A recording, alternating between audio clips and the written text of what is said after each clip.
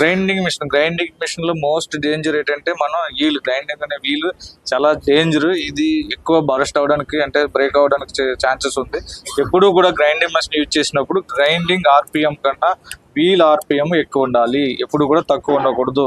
Suppose grinding machine యొక్క RPM 11,000 ఉంటే wheel యొక్క ఆర్పిఎం 12,200 ఆ విధంగా ఉండాలి. ఎప్పుడు కూడా ఇదే వీల్ ఆర్పిఎం ఎక్కువ ఉండాలి. ఇన్ కేస్ ఇది లెస్ ఆపోజిట్ లో ఉంది, గ్రైండింగ్ మిషన్ ఆర్పిఎం ఎక్కువ ఉండి వీల్ ఆర్పిఎం తక్కువ ఉండి ఇమీడియట్లీ అది గ్రైండింగ్ చేసినప్పుడు బరస్ట్ అవుతుంది. దానివల్ల ఫ్యాటల్టీ యాక్సిడెంట్ కూడా జరిగే ఛాన్సెస్ ఉంది. సో మోస్ట్ డేంజర్, ఇది కంపల్సరీ చెక్ చేసుకోవాలి. అలాగే ఆర్పిఎం తో పాటు వీల్ యొక్క ఎక్స్పైరీ డేట్ కూడా, వీల్ కండిషన్ కూడా చెక్ చేయాలి. అట్లాగే వీల్ ఫిట్ చేసినప్పుడు ఇంకొక విషయం చెక్ చేసుకోవాల్సింది ఏంటంటే ట్రైనబుల్ స్పీడ్, అంటే ఎడ్జ్ యొక్క స్పీడ్ కూడా కంపల్సరీ చెక్ చేయాలి. దీనికి ఒక ఫార్ములా ఉంది, that is 5 dia RPM divided by 60.